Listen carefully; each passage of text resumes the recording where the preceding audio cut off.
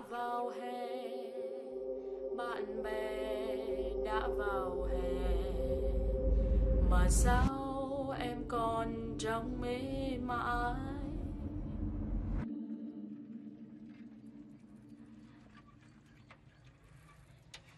Ông Châu ơi, Tâm ơi, Tâm ơi.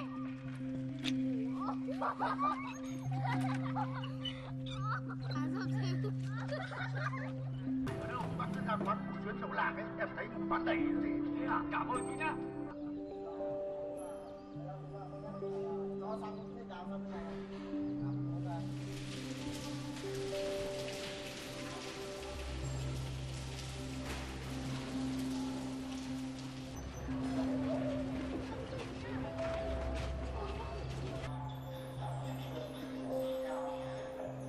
Mi nombre es Bui Phuc Hung. En septiembre de 1965 formaba parte del ejército.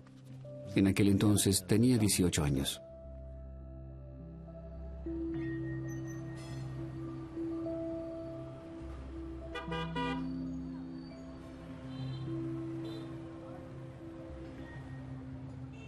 Actualmente tengo 66.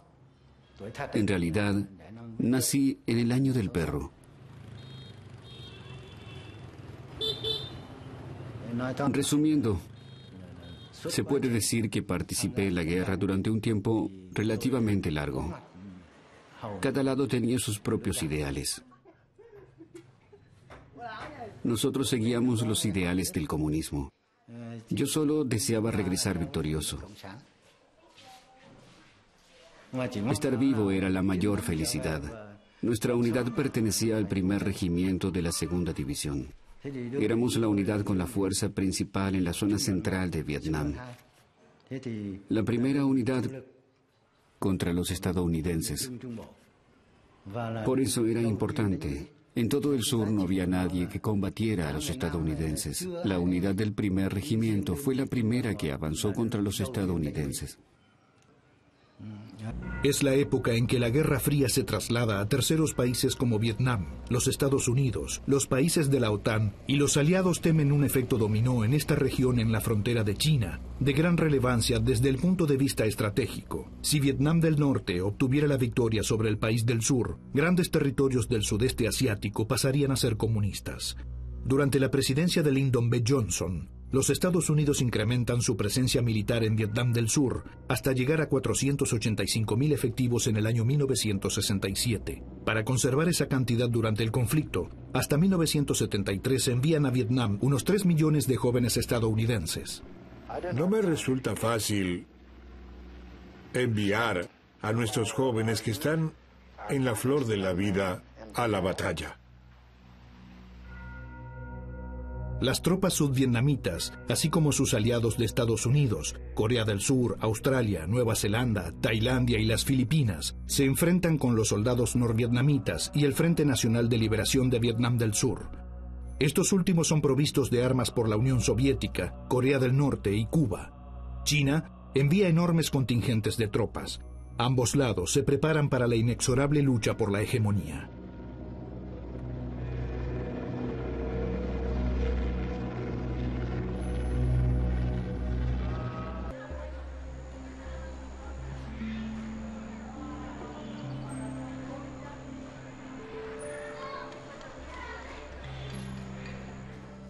En aquel entonces las cosas se veían de otra manera.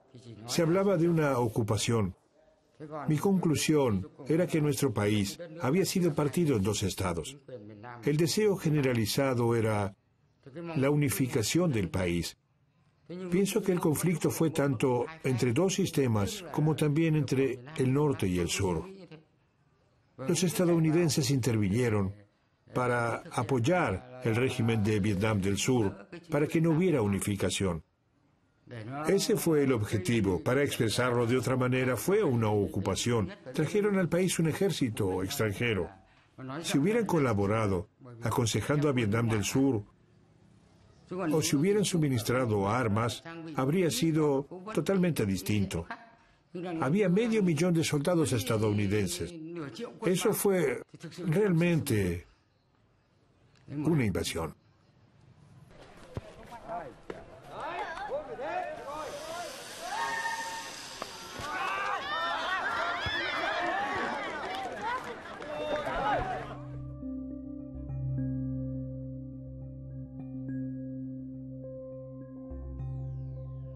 El Pueblo de la Amistad se creó en el año 1988 por iniciativa del estadounidense, veterano de la Guerra de Vietnam y activista por la paz, George Mizo. Se inauguró en 1988 con la adopción de los primeros 28 niños. Actualmente recibe el apoyo internacional. Aquí pueden vivir durante muchos años y ser tratados terapéuticamente unos 120 niños que padecen en su salud las consecuencias de los defoliantes con dioxina como el agente naranja. Los niños y los jóvenes conviven con unos 60 vietnamitas veteranos de guerra que fueron víctimas del agente naranja durante la Guerra de Vietnam. En el Pueblo de la Amistad pueden descansar de su dura vida diaria durante unos cuantos meses y recibir atención médica.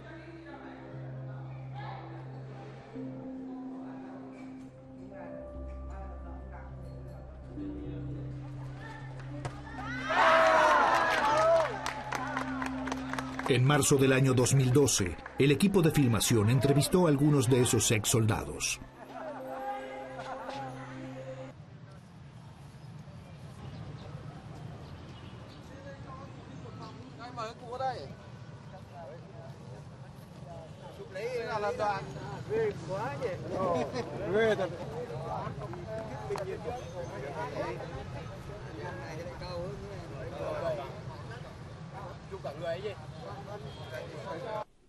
Estar en el frente significa un enorme sufrimiento. Hoy estás con vida, mañana puedes estar muerto, no lo sabes. Eso es lo que creo.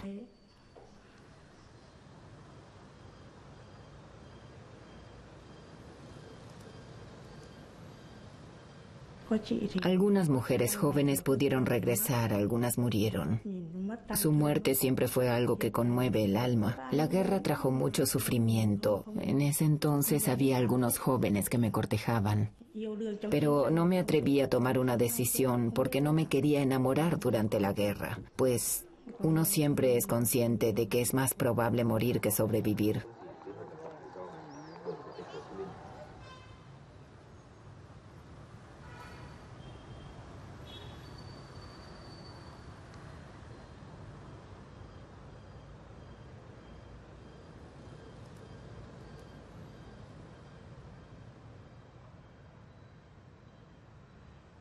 Cuando ayer vi los misiles, los tanques y los aviones, sentí odio. No podía mirarlos. Me producen un inmenso miedo.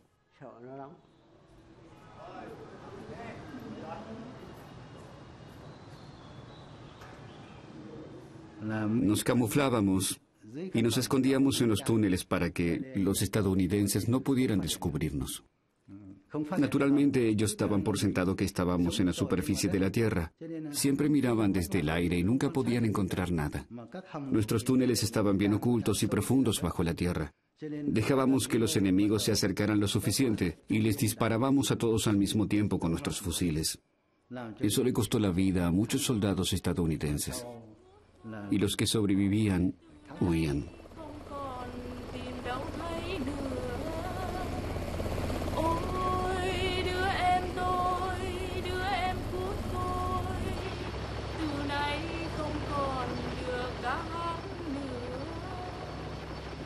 Chúng nó giết em rồi, chúng giết bằng chất độc màu da cam, chúng giết bằng chất độc màu da cam.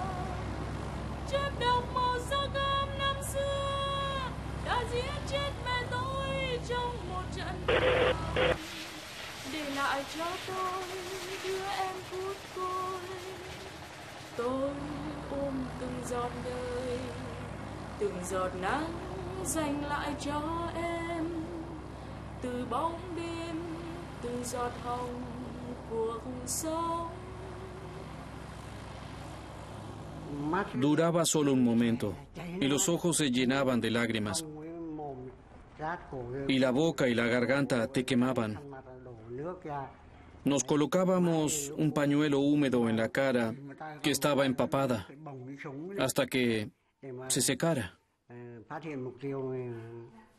Entre tanto, sosteníamos el arma con la otra mano hasta que descubríamos a un enemigo y le disparábamos.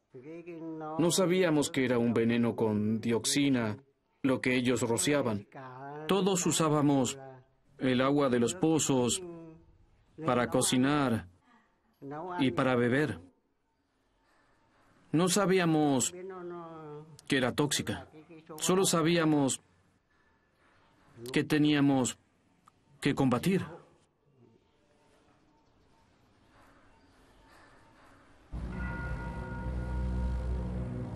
Del año 1961 a 1971, la Fuerza Aérea estadounidense roció más de 70 millones de litros de defoliantes como el agente naranja sobre la selva y zonas de cultivo en Vietnam.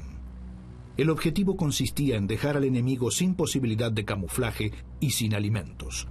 Se emplearon herbicidas con una concentración de hasta 50 veces más alta que lo que se usa normalmente en la agricultura.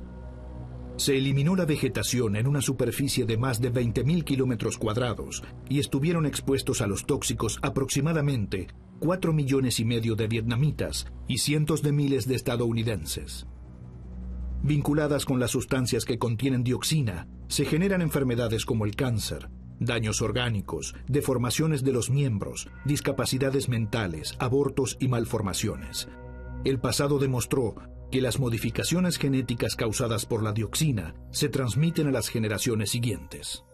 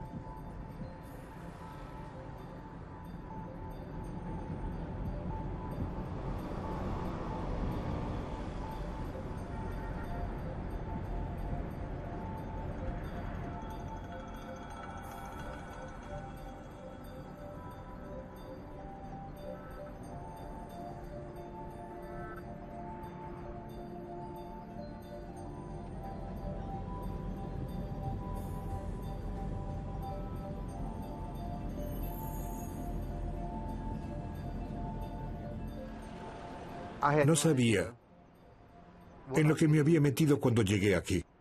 Siempre digo que los hombres jóvenes como yo no creíamos en la guerra, pero sí en nuestro país. Es decir, hicimos lo que nos demandaba nuestro país. Mi nombre es Swell Jones y nací en 1943 durante la Segunda Guerra Mundial. Ingresé al ejército en 1965 y llegué a Vietnam en 1968.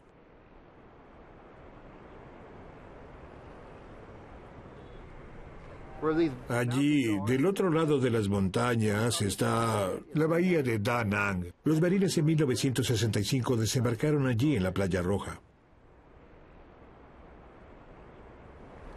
En el actual aeropuerto internacional, en esa dirección al noroeste de nosotros, está la peor contaminación por dioxina. De allí salían los C-130 y otros aviones que rociaban el agente naranja. Desde allí despegaban. Fue un enorme lugar donde distribuían el equipamiento y los insumos. Por eso la zona está tan contaminada, porque aquí se cargaba el agente naranja. Muchas veces se roció esta área a fin de evitar que creciera la vegetación para obtener una buena vista desde allí. El problema fue la dioxina en el agente naranja.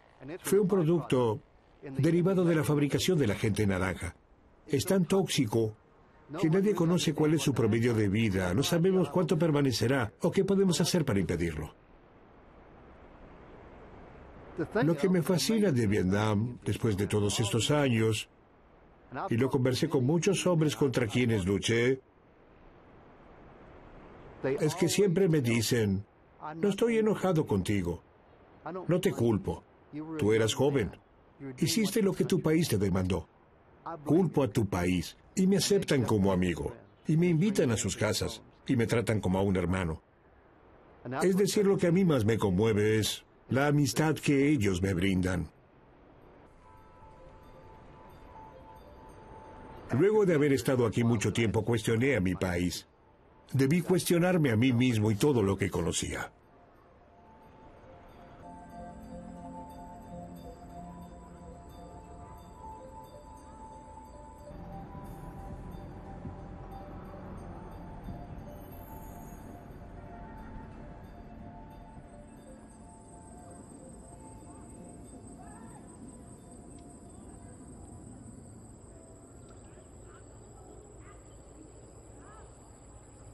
Cuando era pequeña e iba a la escuela todas las mañanas, sentía el olor a dioxina y me di cuenta de que olía a guayaba madura. Amaba ese olor. Era un aroma frutal y a mí me gustaba.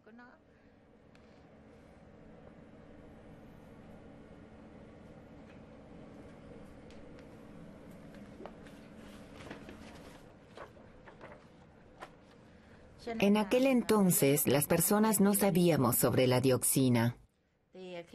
Hoy se sabe que la dioxina en el suelo es muy difícil de disolver.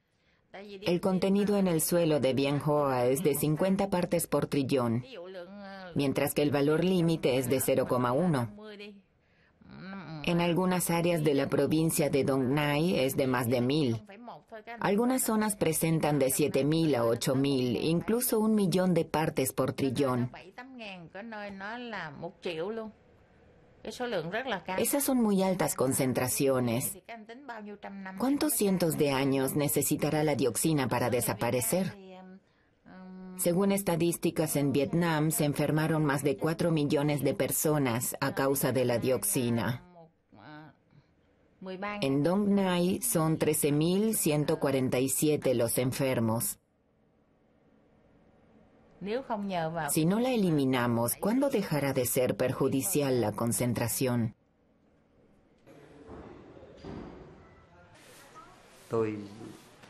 Creo que puedo estar orgulloso de mí mismo y de mi país, pues hemos vencido a uno de los más poderosos enemigos.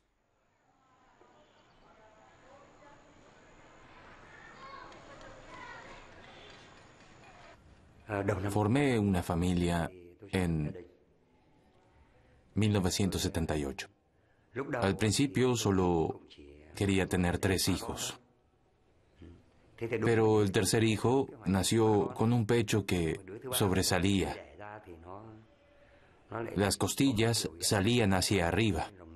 Era una anomalía. A los 4 años, el niño enfermó gravemente. Mi esposa y yo intentamos salvarlo. Pero era muy tarde. Los médicos dijeron que tenía cáncer. Les pregunté que cómo podía ser que un niño tan pequeño se hubiera enfermado de cáncer.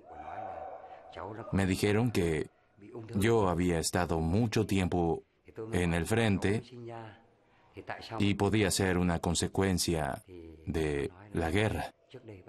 El niño estaba gravemente enfermo y tuvimos que aceptarlo. Tuvimos que vivir con eso. Y el niño murió. A comienzos de 1976, mi esposa dio a luz nuestro primer hijo. No sobrevivió porque nació con malformaciones y murió. A fines de 1977 nació el segundo niño. De nuevo sucedió lo mismo. Murió inmediatamente después del nacimiento. A fines de 1980 nació el tercer niño, que al principio estaba débil, pero actualmente es adulto. En 1982 nació nuestro cuarto hijo. Tenía malformaciones, un enorme labio leporino y le faltaba la nariz. En 1984 nació el quinto niño. Es decir, tenemos solo 3 hijos que llegaron a adultos. Después que regresé En 1977, 1978, tuvimos un niño cada año. Pero no eran personas normales. Uno tenía cabeza y un brazo, pero el resto del cuerpo parecía un embrión. Estaba como anudado. No respiró por mucho tiempo y finalmente murió.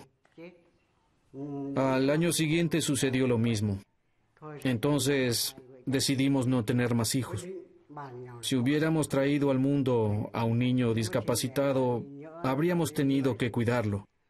Primero, él habría sufrido. Segundo, habríamos sufrido nosotros cuidándolo. Por lo tanto, decidimos no tener hijos. Hasta hoy.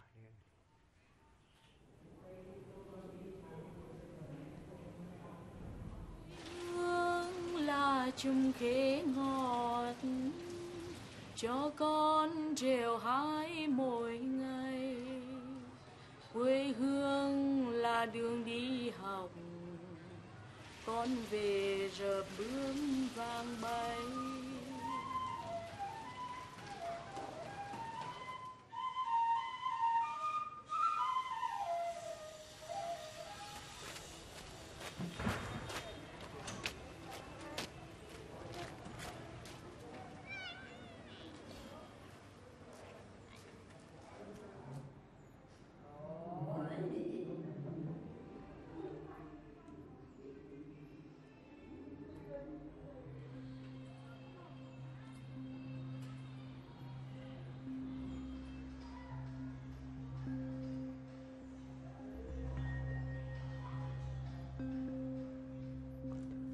Este joven, Lig, viene de Thanh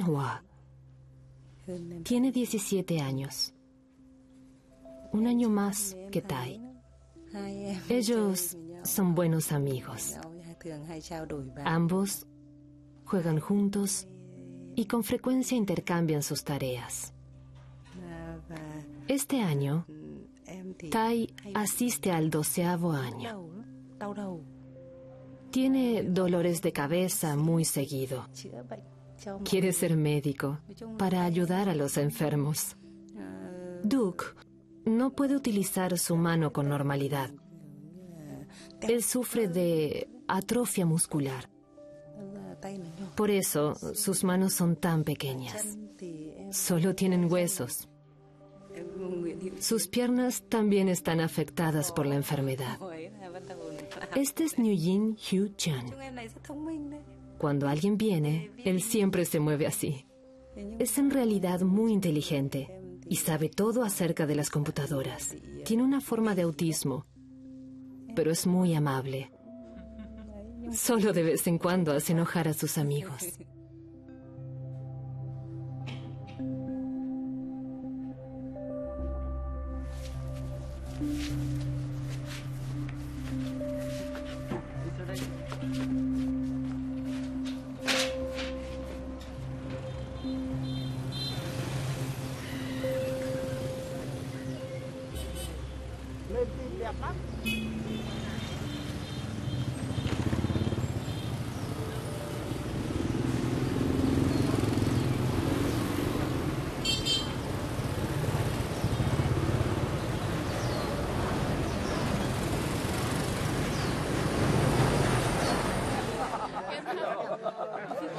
Bác bảo là uống cái nào cũng xanh như cả nước thôi.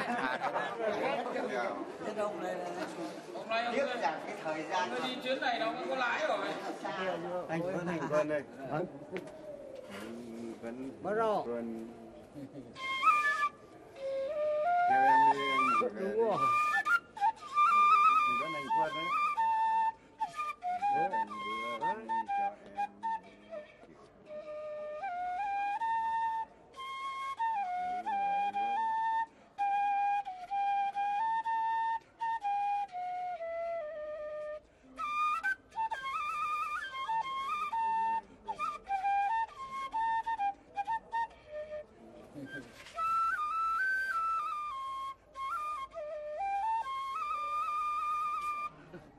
Hey,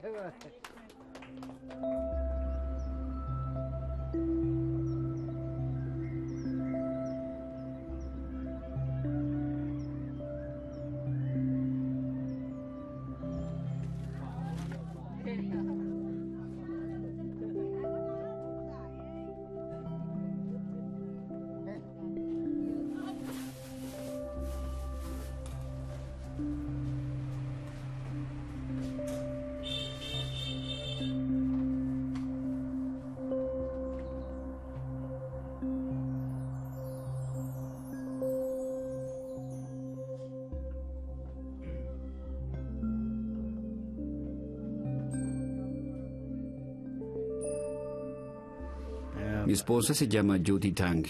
Formamos juntos una familia y tenemos 3 hijos y una hija. La esposa de mi segundo hijo tiene en sus brazos a mi nieto.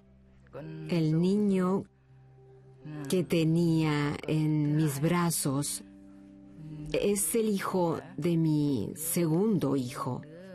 Nuestros otros hijos más grandes están trabajando y no están en casa.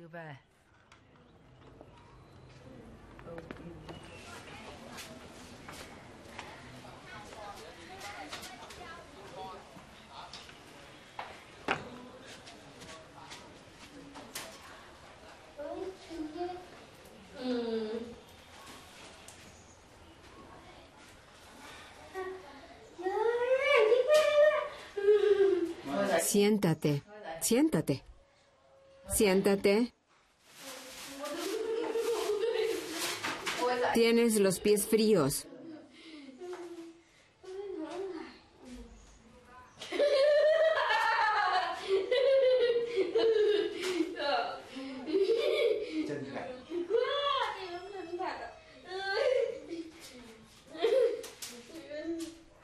Nuestra hija, Butimen, tiene una discapacidad física y mental, en un grado severo del 91%. Ella no es capaz de cuidar de sí misma. Al comienzo, cuando se declaró la enfermedad, no sabíamos nada. Fuimos a Hanoi para que le hicieran unas pruebas.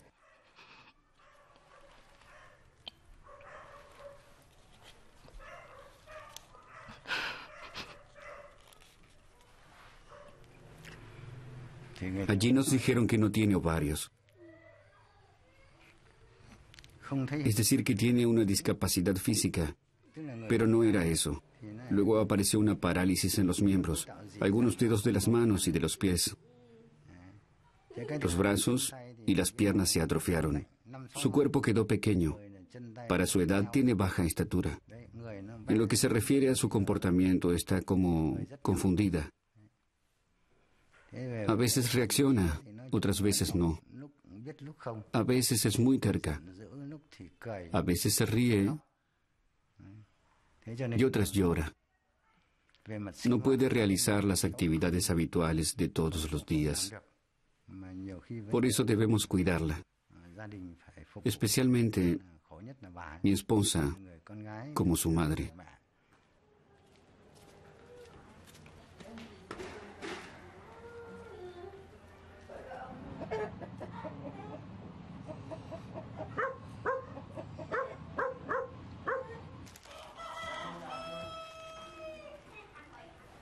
Como revolucionario, encuentra la sonrisa en el sonido del llanto.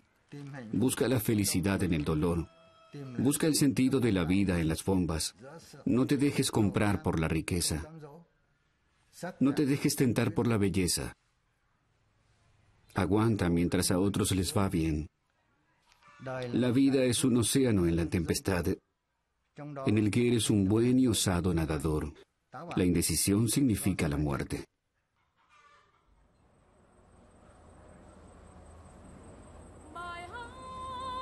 Trận đấu không quên bên đồi, bài hát có người lính biên cương thương mẹ, lời hát có ngọn gió cuốn bay theo dấu chân tròn, để lại bài ca trên cát trắng bao la.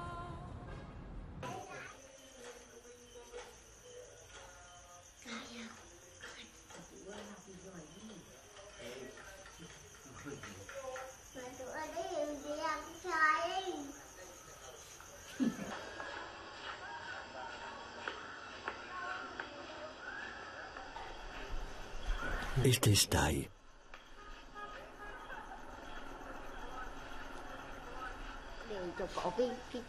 Cuando está vestido no se nota la joroba.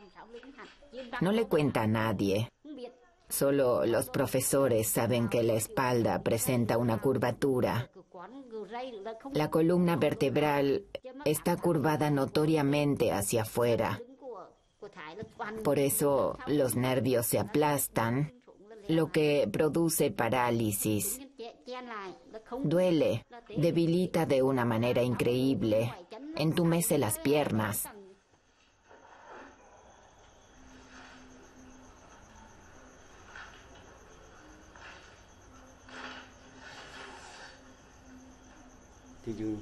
Gracias al gobierno y a la ayuda internacional, ahora sabemos acerca del veneno. Si se manifestó como algo congénito en la generación de los hijos o de los nietos, se debe fundamentalmente a los genes del padre que regresó de la guerra, formó una familia y transmitió sus genes a los hijos.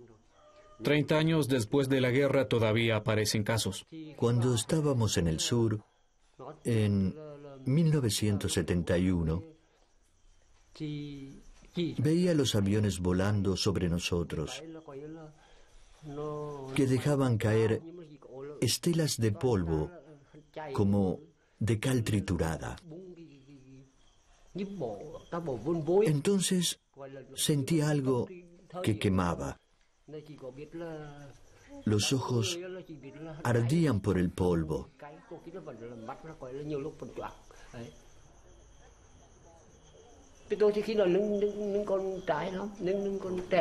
En aquel entonces era muy joven y no sabía otra cosa más que combatir.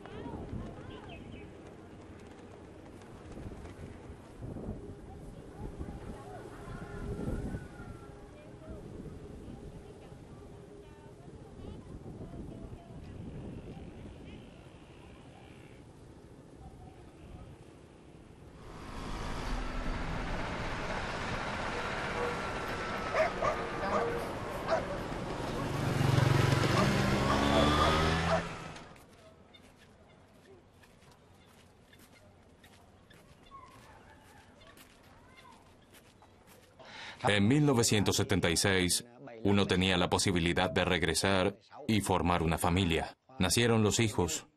Con el primer hijo lo supusimos. Como estábamos en una situación complicada, debí irme nuevamente por un largo tiempo. Después de haber regresado, tuvimos otros hijos. Tuvimos uno, luego dos. Llegaban al año o a los 2 años de vida y morían. Allí donde están los árboles.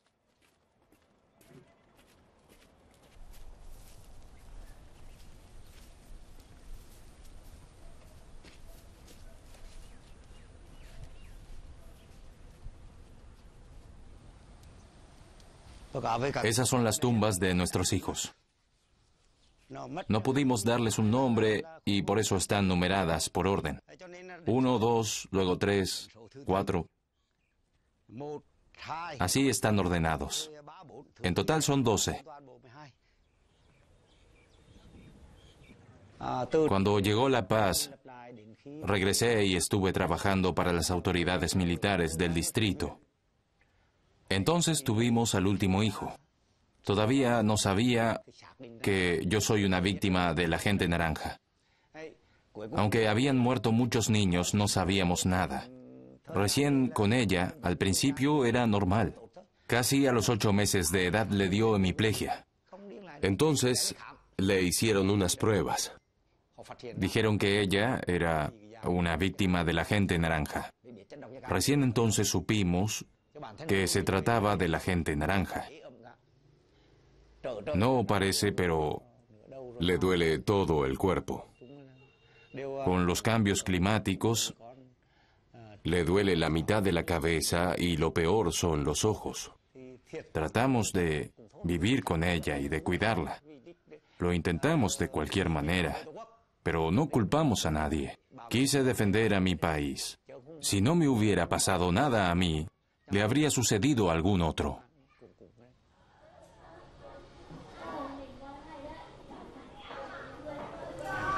¿Quién es esa? ¿Tu hermana? Tu hermana Hang. Tu hermana, sí.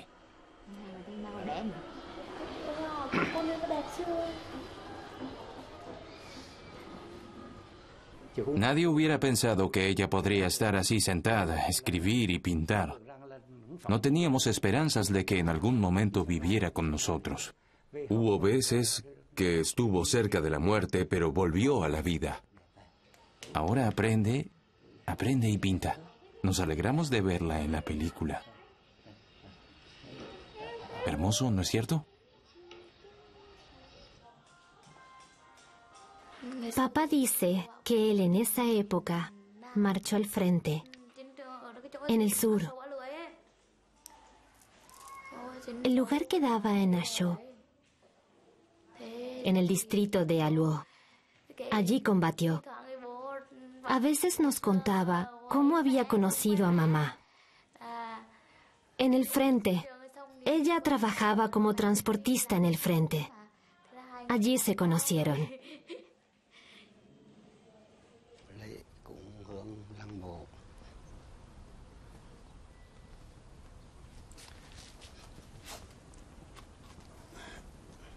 Resumiendo, la gente se pregunta por qué él trajo tantos hijos al mundo.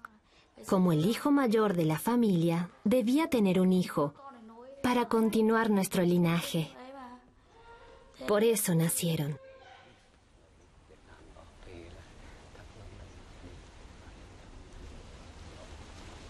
Cada vez que papá, de una manera intencionalmente casual, comienza a hablar del tema, mamá interviene para impedir que siga hablando.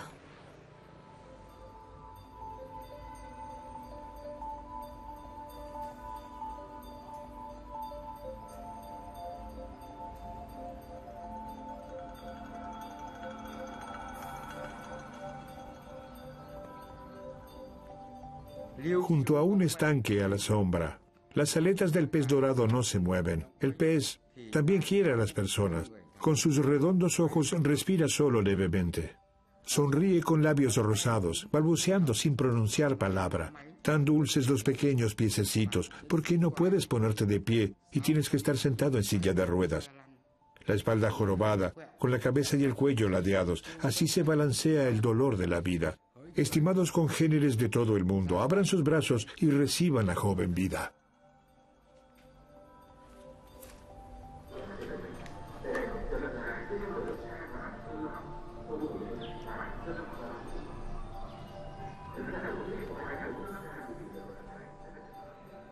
Les pido a los jóvenes que con todas sus fuerzas practiquen la solidaridad, que no comiencen ninguna guerra, que no se involucren como nosotros en una guerra horrorosa y terrible. Eso es todo.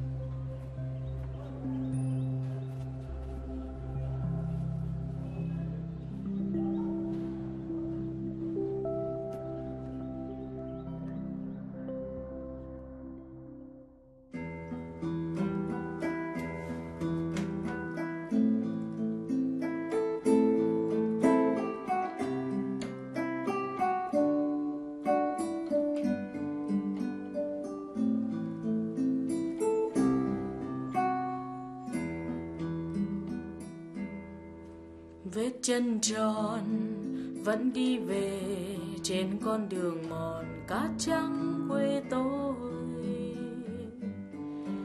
Như bài ca anh viết trong thầm lặng,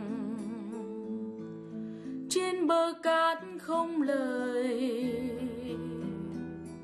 Cứ hát mãi trong tôi, hát mãi trong tôi, ôi bài ca cuộc đời.